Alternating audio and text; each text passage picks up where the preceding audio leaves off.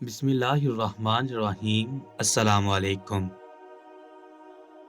حدیث مبارکہ حضور پاک صلی اللہ علیہ وآلہ وسلم نے ارشاد فرمایا، جو آدمی کسی ایسی قوم میں ہو جس میں گناہ کے کام کیے جاتے ہیں اور وہ اسے روکنے پر قدرت رکھتا ہو اور نہ روکے، تو اللہ اسے مرنے سے پہلے ضرور کسی نہ کسی عذاب میں مبتلا کر دیتا ہے۔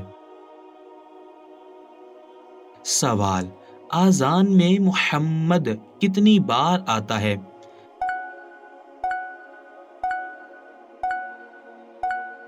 جواب: آذان میں لفظ محمد 2 مرتبہ آتا ہے۔ سوال: اگر مدینہ منورہ میں نماز پڑھی جائے تو آپ کا رخ کس سمت ہوگا؟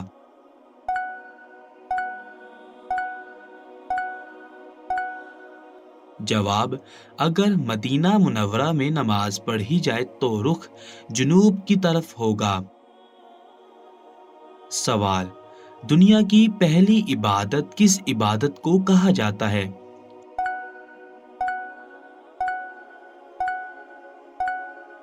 جواب: دنیا کی پہلی عبادت توبہ کی عبادت کو کہا جاتا ہے۔ سوال: عبادات اور عقائد اصلاح شریعت میں فرض کسے کہتے ہیں؟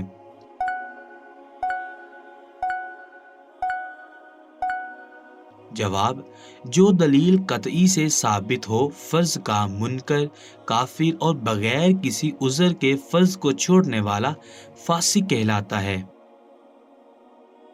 سوال: 5 وقت کی نمازوں میں فرض رکعتیں کتنی ہوتی ہیں؟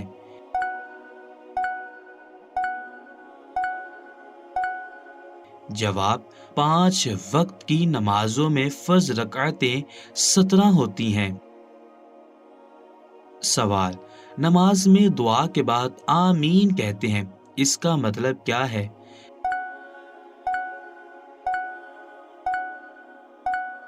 جواب: آمین کا مطلب ہے اللہ تعالیٰ قبول کرے۔ سوال: نماز جمعہ ہجرت سے پہلے فرض ہوئی یا بعد میں؟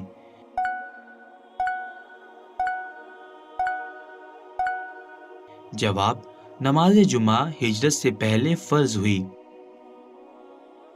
سوال: مردوں میں نماز جمعہ فرض ہے یا خواتین پر بھی نماز جمعہ فرض ہے؟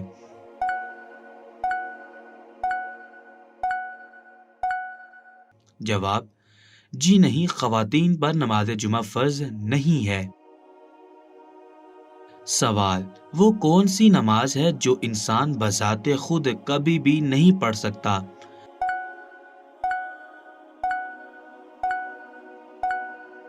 جواب: نماز جنازہ۔ سوال: نماز جنازہ اور استسقاء کے علاوہ کن نمازوں میں آذان نہیں دی جاتی؟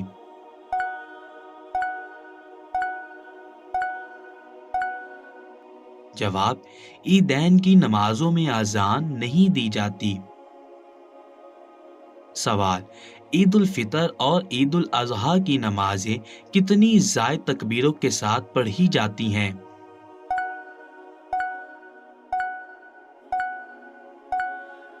جواب: 6 زائد تکبیروں کے ساتھ۔ سوال: نماز عیدین اور نماز جمعہ میں کیا فرق ہے؟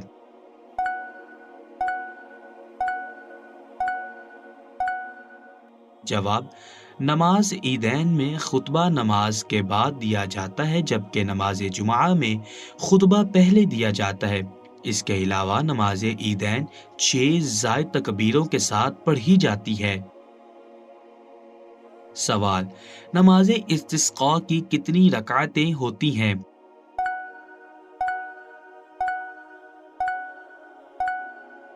جواب: نماز استسقاء کی رکعتیں 2 ہوتی ہیں۔ الٹے ہاتھ دعا مانگی جاتی ہے، جس میں ہتھیلیوں کا رخ زمین کی طرف ہوتا ہے۔ سوال: اشراق کی نماز کب پڑھی جاتی ہے؟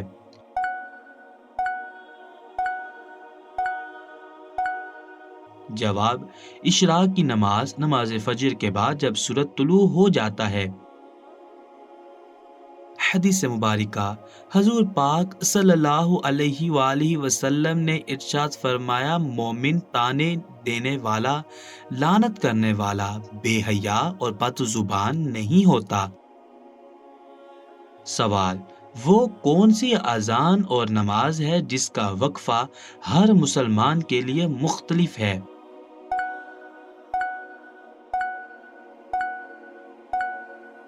جواب: پیدائش کے وقت بچے کے کان میں دی جانے والی اذان، اور جب انسان مرتا ہے تو اس کی نماز جنازہ۔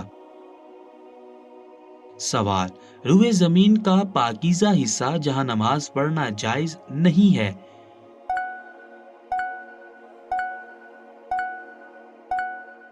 جواب: خانہ کعبہ کی چھت پر نماز پڑھنا جائز نہیں ہے۔ سوال: کس صورت میں بالغ مرد یا عورت پر نماز فرض نہیں ہے؟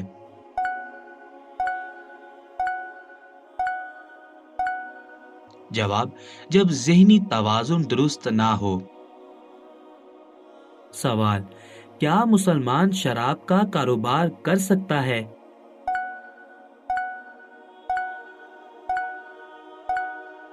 جواب: مسلمان کے لیے شراب پینا حرام ہے اور کبیرہ گناہ ہے۔ اسلامی حکومت میں شراب پینے والے کو کوڑے لگائے جائیں گے۔ اگر کوئی شخص خود شراب نہیں پیتا لیکن غیر مسلموں کو شراب بیچتا ہے یا ان کے لیے تیار کرتا ہے تو اس کا کاروبار حرام اور ناجائز ہے۔ اس کے کاروبار سے حاصل ہونے والی آمدنی حرام کی ہوگی۔ سیدنا جعفر رضی اللہ تعالی عنہ بیان کرتے ہیں کہ رسول اللہ صلی اللہ علیہ وآلہ وسلم نے فرمایا، بلا شبہ اللہ تعالیٰ اور اس کے رسول نے شراب، مردار، خنزیر اور بتوں کے کاروبار کو حرام قرار دیا ہے۔ سیدنا ابن عباس رضی اللہ تعالی عنہما بیان کرتے ہیں کہ رسول اللہ صلی اللہ علیہ وآلہ وسلم نے فرمایا ہے، بے شک جب اللہ تعالیٰ کسی چیز کو حرام کرتا ہے تو اس کی قیمت لینے کو یعنی اس کا کاروبار کرنے کو بھی حرام کر دیتا ہے۔ سوال: تیمم کیوں کیا جاتا ہے؟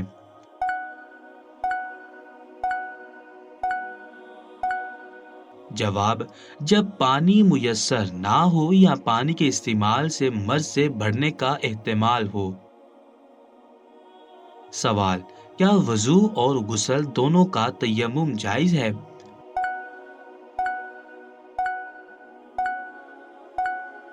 جواب: جی ہاں، دونوں کا تیمم جائز ہے۔ سوال: کتنے دن تک تیمم کی اجازت ہے؟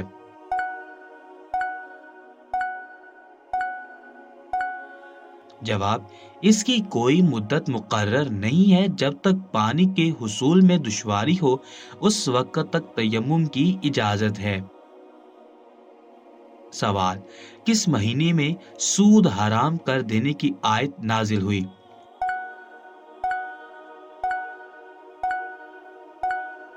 جواب: رمضان کے مہینے میں سود حرام قرار دینے کی آیت نازل ہوئی۔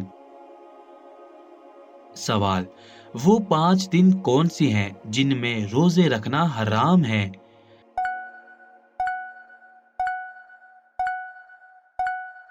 جواب: عیدین کے دن اور ایام تشریق 11، 12 اور 13 ذی الحجہ کے دن۔ سوال: عید کے کیا معنی ہے؟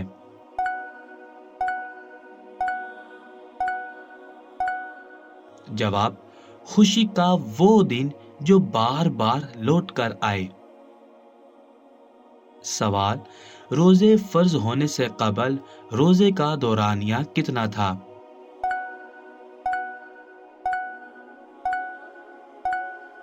جواب: 24 گھنٹے غروب آفتاب سے لے کر اگلے روز غروب آفتاب تک روزہ رکھا جاتا تھا۔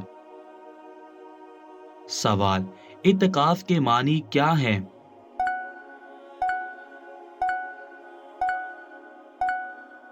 جواب: رک جانا، پابند ہو کر بیٹھ جانا۔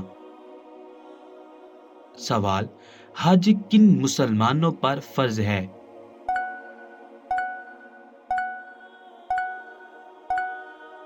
جواب: جو بالغ ہو، مصارف حج اور سال بھر کے لیے متعلقین کا کفیل ہو، تندرست اور صحت مند ہو، راستے پر خطرہ نہ ہو، ذریعہ سفر میسر ہو اور کوئی عملی رکاوٹ نہ ہو۔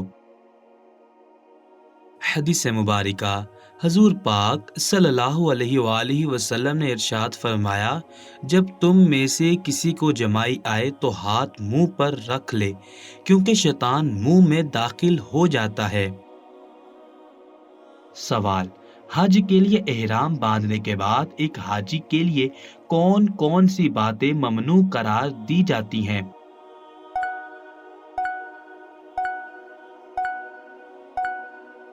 جواب: خوشبو اور تیل نہیں لگا سکتا، بال اور ناخن نہیں کاٹ سکتا، حرم کے درختوں، پتوں، کانٹوں اور گھاس وغیرہ کو توڑ نہیں سکتا، ہر قسم کا شکار ممنوع ہے، اپنے بول چال میں فحش گوئی نہیں کر سکتا، اگر شادی شدہ ہے تو اپنی زوجہ کے پاس نہیں جا سکتا۔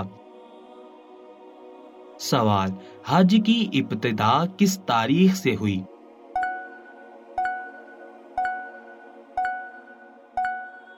جواب: حج کی ابتدا 8 ذی الحجہ سے ہوئی۔ سوال: حج میں طواف کا سلسلہ کہاں سے شروع ہوتا ہے؟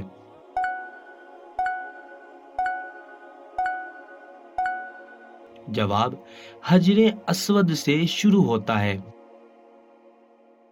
سوال: حج اور عمرے کے دوران استلام ایک خاص عمل ہے، یہ عمل کیا ہے؟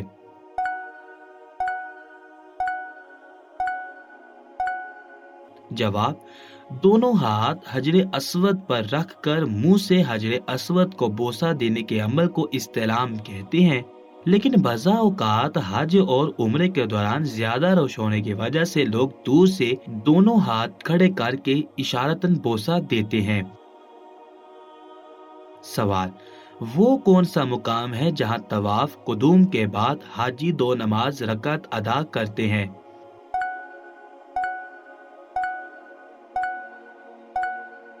جواب: مقام ابراہیم۔ سوال: قرآن مجید میں صفا اور مروہ کے پہاڑوں کو کیا کہا جاتا ہے؟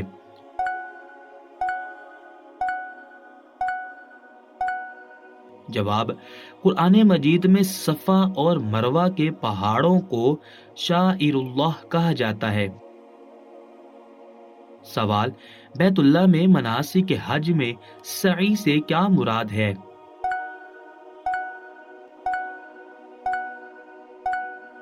جواب: صفا اور مروہ کے درمیان تیز تیز چکر لگانا۔ سوال: یوم عرفہ کس دن کو کہا جاتا ہے؟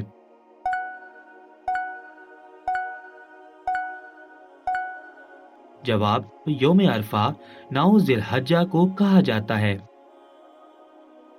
سوال: حج کے موقع پر قربانی کس جگہ پر کی جاتی ہے؟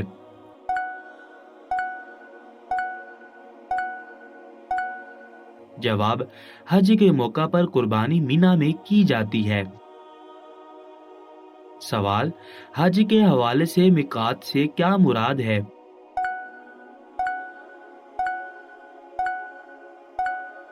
جواب: حج پر جانے والوں کے لیے وہ مقرر حد جہاں سے احرام باندھنا ضروری ہوتا ہے، یہ مختلف ممالک کے لیے مختلف ہوتا ہے۔ سوال: کیا اپنی ذات تبدیل کرنا کبیرہ گناہ ہے؟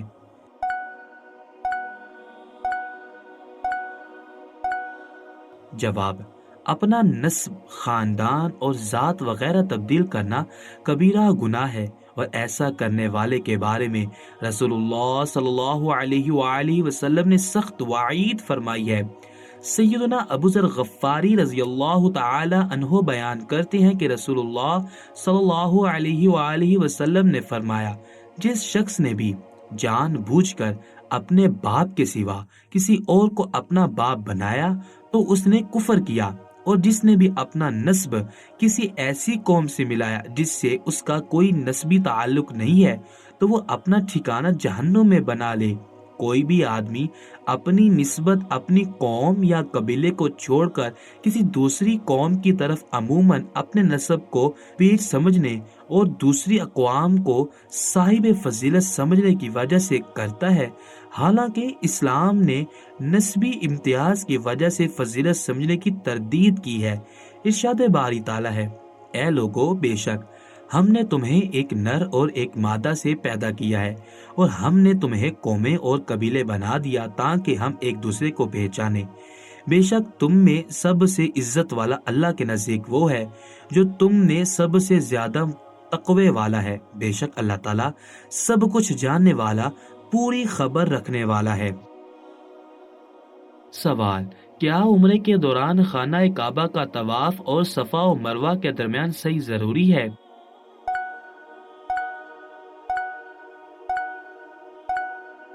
جواب: جی ہاں، عمرے کے دوران خانہ کعبہ کا طواف اور صفا و مروہ کے درمیان سعی ضروری ہے۔ سوال: یوم تشریق سے کیا مراد ہے؟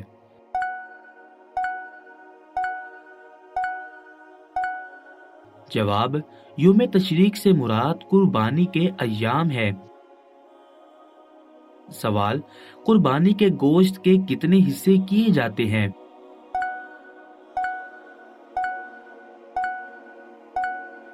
جواب: قربانی کے گوشت کے 3 حصے کیے جاتے ہیں، 1 اپنے لیے، 2 غریبوں اور یتیموں کے لیے، اور 3 دوستوں اور عزیزوں کے لیے۔ سوال: پردے کے متعلق آیت کس سن ہجری میں نازل ہوئی؟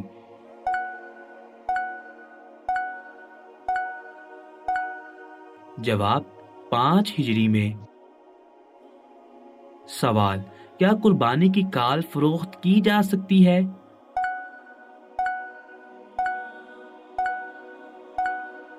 جواب: جی نہیں، قربانی کی کال فروخت نہیں کی جا سکتی۔ سوال: خانہ کعبہ میں غلاف کے لیے کتنا کپڑا درکار ہوتا ہے؟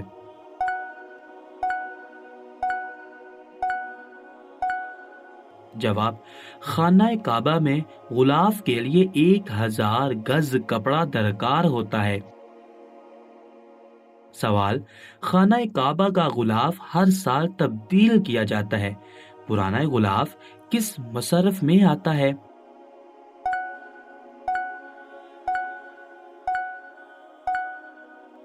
جواب: دوسرے ملکوں کے سربراہ یا لوگ تبرک کے طور پر اپنے گھروں میں لے جاتے ہیں۔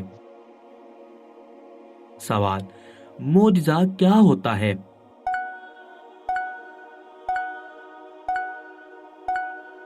جواب: انبیاء کرام کی صداقت کو ظاہر کرنے کے لیے تعجب انگیز بات جو انسانی عقل سے باہر ہو اسے معجزہ کہتے ہیں۔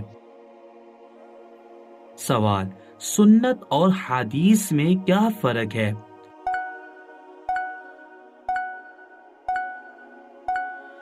جواب: حضور پاک صلی اللہ علیہ وآلہ وسلم نے جو فرمایا اسے حدیث کہتے ہیں، اور جو عمل کر کے دکھایا اسے سنت کہتے ہیں۔ حدیث مبارکہ: حضور پاک صلی اللہ علیہ وآلہ وسلم نے ارشاد فرمایا، اللہ تعالیٰ جس کے ساتھ خیر اور بھلائی کرنا چاہتا ہے اسے بیماری کی تکالیف اور دیگر مصیبتوں میں مبتلا کر دیتا ہے۔ سوال: کیا داڑھی بڑھانا سنت ہے؟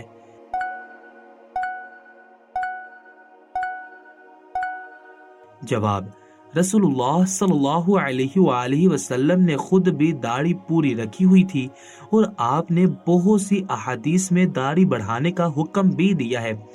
داڑھی کو بڑھانے کے حوالے سے رسول اللہ صلی اللہ علیہ وآلہ وسلم سے درج ذیل احادیث آتی ہیں۔ سیدنا عبداللہ بن عمر رضی اللہ تعالی عنہما بیان کرتے ہیں کہ رسول اللہ صلی اللہ علیہ وآلہ وسلم نے فرمایا، مجھے پست کرواؤ اور داڑھی خوب بڑھاؤ۔ سیدنا عبداللہ بن عمر رضی اللہ تعالی عنہما بیان کرتے ہیں کہ رسول اللہ صلی اللہ علیہ وآلہ وسلم نے فرمایا، تم مشرکین کی مخالفت کرتے ہوئے داڑھی بڑھاؤ اور مونچھیں کترواؤ۔ سیدنا عبداللہ بن عمر رضی اللہ تعالی عنہما بیان کرتے ہیں کہ رسول اللہ صلی اللہ علیہ وآلہ وسلم نے فرمایا، تم مشرکین کے مخالفت کرتے ہوئے مونچھیں کترواؤ اور داڑھی مکمل چھوڑ دو۔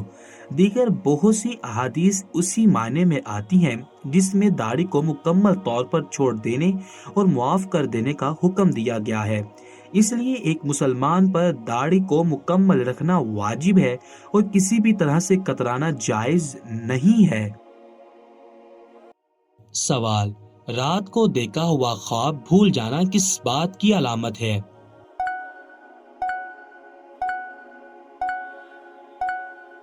جواب: یادداشت کی کمزوری۔ سوال: ہفتے میں کتنی بار ہم بستری کرنے سے انسان صحت مند رہتا ہے؟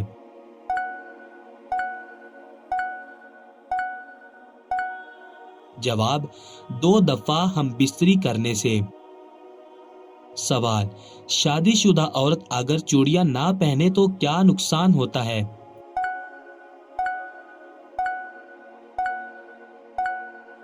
جواب: عورتوں کے لیے کانچ کی چوڑیاں پہننا ضروری نہیں ہے، البتہ عورت کے لیے بہتر ہے کہ عورتوں کی پہننے والی چیزوں مثلا چوڑیاں، انگوٹھی، بالیاں وغیرہ میں سے کوئی نہ کوئی چیز پہن کر رکھے۔